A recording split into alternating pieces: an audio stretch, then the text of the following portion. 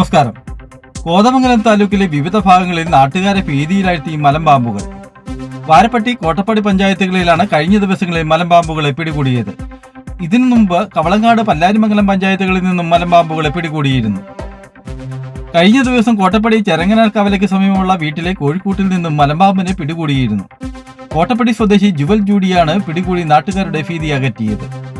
പൊതുവെ വന്യമൃഗശല്യങ്ങൾ കൊണ്ട് പൊറുതുമുട്ടുന്ന കോട്ടപ്പടി പഞ്ചായത്തിലെ വനമേഖലകളിൽ ആക്രമണങ്ങളിൽ ഭയപ്പെട്ടു നിൽക്കുന്ന നാട്ടുകാർക്ക് പലപ്പോഴും ആത്മധൈര്യം നൽകുന്നതിനും മുന്നിൽ നിന്ന് ചെറുക്കുന്നതിനും മുന്നിൽ നിൽക്കുന്ന ആളാണ് ജുവൽ.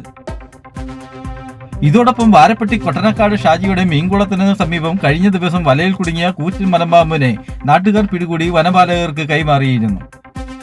വനമേഖലയിൽ നിന്നും ഏറെ അകലെയുള്ള പ്രദേശങ്ങളിലും ഇപ്പോൾ മലമ്പാമ്പുകളെ കാണാനാകും. കാലാവസ്ഥ വ്യതിയാനമാണോ മറ്റെന്തെങ്കിലും കാരണമാണോ എന്നറിയില്ല.